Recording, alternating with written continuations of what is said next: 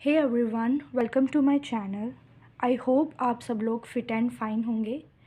तो आज हम करने वाले हैं नंबर थ्योरी का एक बहुत ही important topic, the Diophantine equations. तो अगर आप लोगों ने अभी तक मेरे चैनल को सब्सक्राइब नहीं किया है, please subscribe to my channel. सबसे पहले as a introduction, what is Diophantine equations. Diophantine equations होती क्या हैं? An equation in one or more variable which is to be solved in integers is called Diophantine equations. कोई भी ऐसी equations जिसमें एक या एक से ज़्यादा वेरिएबल्स इन्वॉल्व हों और उसका जो सॉल्यूशन होगा, अगर वो हमें सिर्फ़ और सिर्फ इंटीजर्स में फाइंड करना है, तो उन इक्वेशंस को बोला जाता है डाइफेंटाइन इक्वेशंस.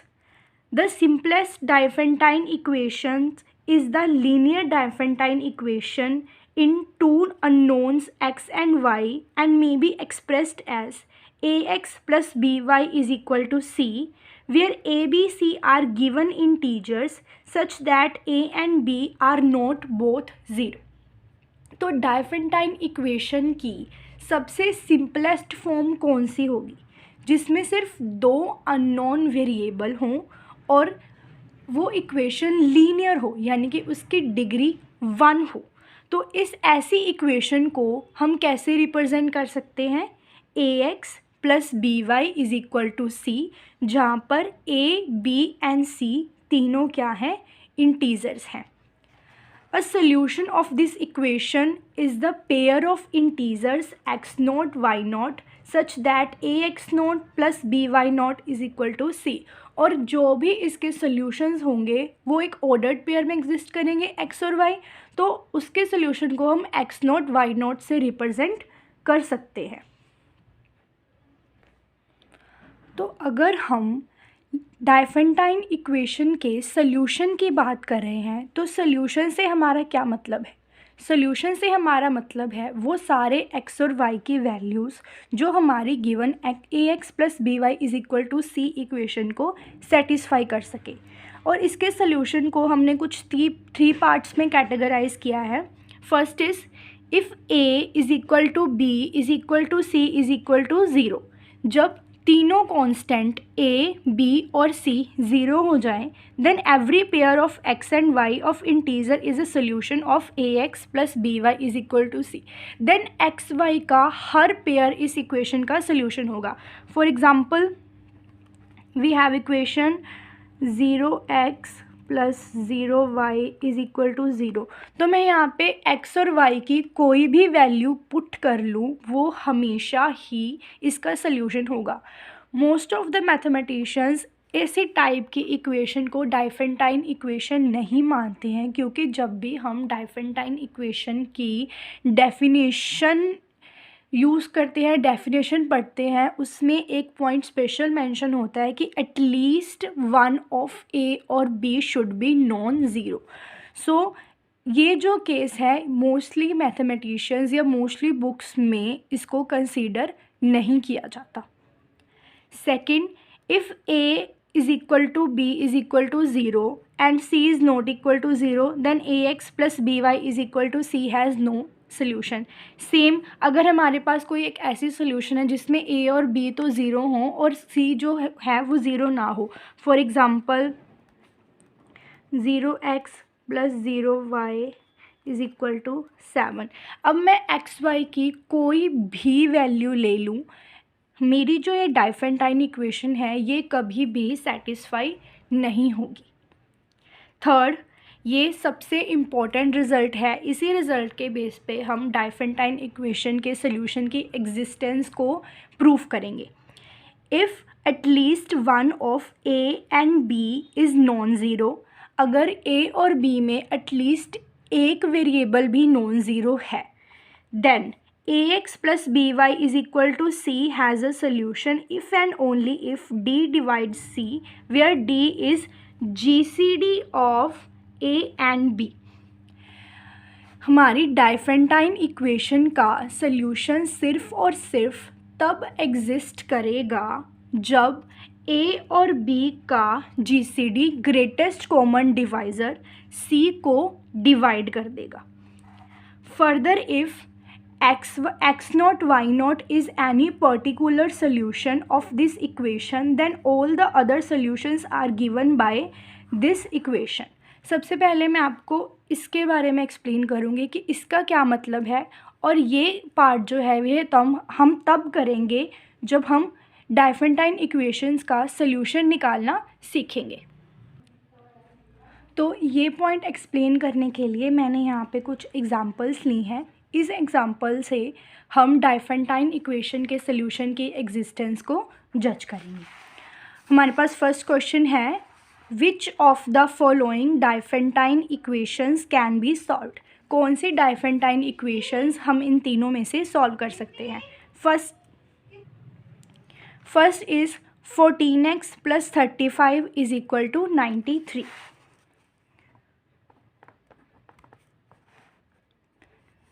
14x + 35y = 93. तो हमारे पास रिज़ल्ट क्या था, ax + by = c has a solution if and only if d divides c, where d is GCD of a and b. First here a is equal to 14, b is equal to 35 and c is equal to 93. Then we need to find d. d is equal to GCD of 14 and 35. GCD यानी greatest common divisor. तो 14 और 35 का greatest common divisor कौन होगा, 7. So next d divides c. Now 7 does not divide 93. That is d does not divide c. So solution of this Diophantine equation does not exist. So solution of 14x + 35y = 93 does not exist. Second question is 33x + 14y = 115. Now a is 33, b is 14 and c is 15. So GCD of a and b, that is GCD of 33 and 14, this is 1 and 1 divides 115, that is d divides c. So इससे हमारी जो डायफेंटाइन equation के solution की जो condition थी वो satisfy हो गई. So we will write, so solution of equation 33x + 14y = 115 exists. Third question, 6x + 51y = 22. a 6, b 51 and c is equal to 22. Okay, now d, GCD of a comma b, that is GCD of 6, 51. अब GCD 6 और 51 का क्या होगा, 3, and 3 does not divide 22, that is d does not divide c. So solution of equation 6x + 51y = 22 doesn't exist. I hope आप सबको solution of Diophantine equation का criteria अच्छे से समझ आया होगा। अगर आपको ये क्राइटेरिया अभी समझ नहीं आया है तो आप अभी वीडियो को पॉज करके थोड़ा सा रिवाइंड करके देख लें, क्योंकि डाइफेंटाइन इक्वेशन के सोल्यूशन की एग्जिस्टेंस के लिए ये क्राइटेरिया आपको पता होना बहुत ज़रूरी है। तो अब तक जो हमने पढ़ा वो था कि सोल्यूशन एग्जिस्ट कब करेगा, पर अगर हमारा सोल्यूशन एग्जिस्ट कर चुका है तो वो सोल्यूशन हमें फाइंड कैसे करना है, ये पूरी कंडीशन हमें वो एग्जिस्टेंस के बारे में बताइए। तो सबसे पहले हम एक पर्टिकुलर सोल्यूशन फाइंड करेंगे हमारी डाइफेंटाइन इक्वेशन का, और उस पर्टिकुलर सोल्यूशन को यूज़ करते हुए हम क्या फाइंड करेंगे, नेक्स्ट ऑल पॉसिबल सोल्यूशन। तो फर्स्ट पर्टिकुलर सोल्यूशन फाइंड करने के लिए हम यूक्लिड लेम्मा यूज़ करेंगे। यूक्लिड लेम्मा यूज़ करके हमारे पास एक x0 और एक y0 सोल्यूशन आ जाएंगे जो हमारी डाइफेंटाइन इक्वेशन में होंगे, और उन सोल्यूशंस को हम इन दोनों इक्वेशंस में पुट करेंगे। ये दोनों इक्वेशन क्या है, x is equal to x0 plus B upon D into T. b is हमारी डाइफेंटाइन इक्वेशन में जो y का कोफिशिएंट होगा, and d is GCD of a, b, and t is any integer, and similarly y is y0 minus a upon d। a is coefficient of x and d is GCD of a, b, and similarly t is any integer। Diophantine equation के solution के concept को समझने के लिए मैंने दो practice question लिए हैं। First question is 3x plus 7y is equal to 5, 91x plus 221y is equal to 1053। सबसे पहले question number 1, 3x plus 7y is equal to 5। तो डाइफेंटाइन इक्वेशन को सॉल्व करना स्टार्ट करने से पहले, उसके सोल्यूशन को फाइंड करना स्टार्ट करने से पहले हम ये चेक करेंगे हमेशा कि उस इक्वेशन का सोल्यूशन एग्जिस्ट भी कर रहा है या नहीं। तो एग्जिस्टेंस चेक करने के लिए हमने अभी ये कंडीशन की कि GCD of a, b should divide c। So a is 3, b is 7 and c is equal to 5. Now GCD of a, b, that is GCD of 3, 7 is 1, क्योंकि 3 और 7 दोनों ही प्राइम नंबर है। Next 1 divides 5, that is d divides c, so equation 3x plus 7y is equal to 5 has a solution. Next, to find the solution we will use Euclid's lemma. तो step 1 में हम use करेंगे using Euclid lemma.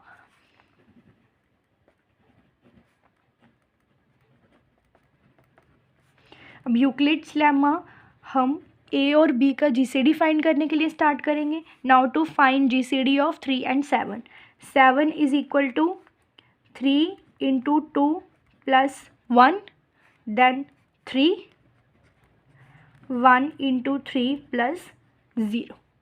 तो solution find करना start करने के लिए हम GCD को, जो हमारा GCD आएगा a और b को, हम इस टर्म में जो हमारी गिवन इक्वेशन होगी उस फॉर्म में लिखना स्टार्ट करेंगे। जैसे यहाँ पे स्टेप 2 में 1 can be represented as 1 is equal to 7 minus 3 into 2।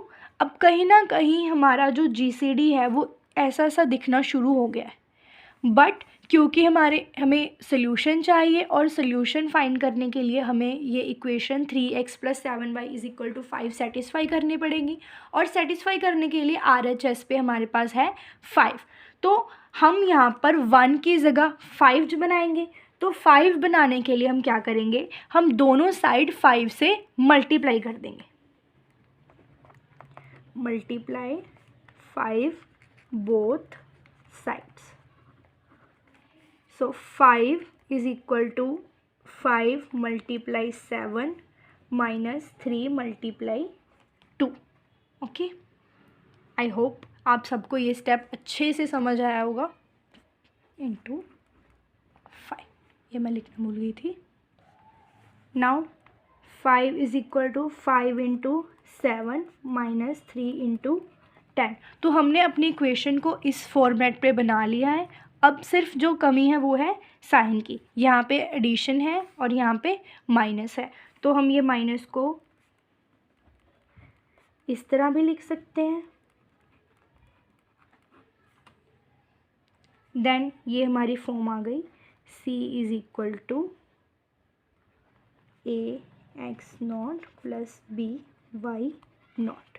तो x नॉट की वैल्यू हमारे पास आई -10 एंड y नॉट की वैल्यू हमारे पास आई 5। Then now to find the general solution. General solution find करने के लिए हमने एक इक्वेशन की थी, that is x is equal to X naught plus B upon D T, Y is equal to Y naught minus A upon D T. X naught और Y naught दोनों हम फाइंड कर चुके हैं, D G C D of A comma B भी हम find कर चुके हैं, और बी और ए हमारे पास इक्वेशन में गिवन है। तो ये सारी वैल्यूज़ अब हम यहाँ पे पुट करेंगे। Now x is equal to x naught plus b upon d t. X naught is -10 and b is 7 plus 7 upon d is GCD of a comma b, that is 1, and t is any integer. Then x is equal to -10 plus 7t. Similarly we need to find y. y is equal to y naught minus a upon d t. y naught is -5 minus a 3 and d is 1. Then y is equal to 5 minus 3t. So solution, general solution of the given equation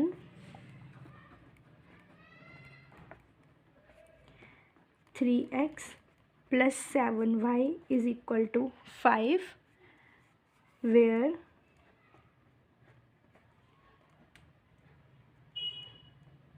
is x is equal to -10 plus 70 and y is equal to 5 minus 3t, where t is any integer. I hope आप सब लोग को ये question समझ आया होगा। So now we will move on question number second. Second question is 91x plus 221y is equal to 1053। So इस equation का सोल्यूशन फाइंड करना स्टार्ट करने से पहले हम वही हमारे जो पुराने स्टेप्स हैं वो रिपीट करेंगे। So first step is to check if the solution of this equation exist और not. a is 91, b is 221 and c is 1053. Now d, GCD of 9 and 221, that is GCD of a comma b, और 9 और 221 का GCD आएगा 13, HCF greatest common divisor, and 13 divides 1053. So solution of the equation 91x plus 221y is equal to 1053. Now we will start finding the solution using Euclid's lemma. Using Euclid's lemma. So हम किसका GCD find करेंगे? 91 and 221 का। 221 को हम 91 के format में कैसे represent कर सकते हैं? जिन स्टूडेंट्स को ये नहीं पता है, हम ऐसे चेक करेंगे कि 91 के टेबल पे 221 कहाँ पे आता है। 182 और ये माइनस करके 39। सो हम इसको रिप्रेजेंट कर सकते हैं 91 into 2 plus 39। Then 39 is equal to 91 is equal to 39 into 2 plus 13। Similarly 91 and 39 और जो रिमाइंडर आएगा वो यहाँ प्लेस हो जाएगा। ये हमने डिवीजन एल्गोरिदम में किया था। That 39 is equal to 13 into 3 plus 0। Now हम GCD का यूज़ करके इस इक्वेशन तक पहुंचना चाहते हैं। Then GCD of 91 and 221 is 13। So हम 13 को कैसे रिप्रेजेंट कर सकते हैं? 13 is equal to, this is step 2, 13 is equal to 91 minus 39 into 2, 91 minus 39 into 2। Now using this equation 39 को हम कैसे रिप्रेजेंट कर सकते हैं? 221 माइनस 91 इंटू 2। कैसे? ये ऐसे 39 can be written as 221 minus 91 into 2 into 2। 91 minus 221 into 2 plus 91, 2 into 2, 4. Now we have 91 here and 91 here. Using distributive property 91 into 5, क्योंकि हम इस 91 को 91 into 1 भी लिख सकते हैं और ये 91 into 4 है। So minus 221 into 2। नाउ इस इक्वेशन में सारे वेरिएबल हमारे पास प्लस फॉर्म में है, तो हम ये जो माइनस है ये हम 2 के साथ ले लेंगे। That is 91 into 5 plus 221 into minus 2। That is 13 is equal to 91 into 5 plus 221 into minus 2। But equation का सल्यूशन फाइंड करने के लिए हमें RHS पे क्या चाहिए? 1053। नाउ वी विल फाइंड 13 को कहाँ किससे मल्टीप्लाई करें कि हमारे पास RHS पे 1053 आ जाए। तो अगर हम 13 को 81 से मल्टीप्लाई करेंगे तो RHS पे क्या आ जाएगा? 1053। So we will right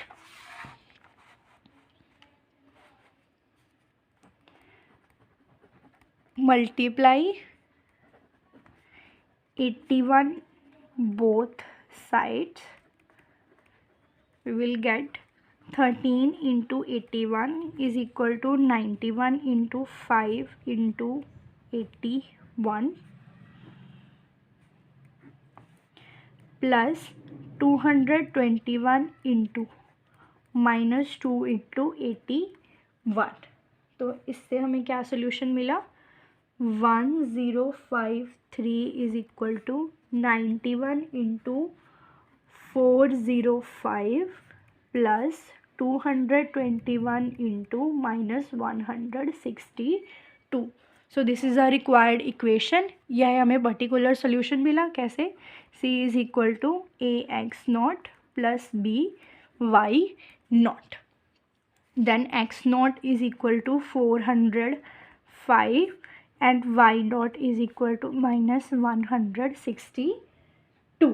Then to find the general solution, वो जो दो equations हमने पढ़ी थी क्या थी वो? X is equal to X naught plus B upon D T and Y is equal to Y naught minus A upon D T।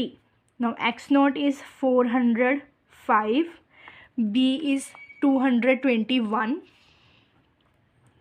and D is GCD of 221 and 91, that is 13। and t is any integer. तो 405 plus 17t ये हमारे x के solutions हैं. Then y naught is minus 162, a is 91 and d is 13t. तो minus 162 minus 7t. So हमें हमारी given equation 91x plus 221 is equal to 1053 का solution मिल चुका है. So we will write solution of equation 91x plus 221y is equal to 1053 is 405 plus 17t minus 162 minus 7t, where t is any integer. I hope आप सबको ये question समझ आया होगा और डाइफेंटाइन इक्वेशंस का टॉपिक क्लियर हुआ होगा. अगर आपके कोई भी डाउट्स है you can mention in comment section. और अभी तक अगर आपने मेरा चैनल सब्सक्राइब नहीं किया है please subscribe to my channel.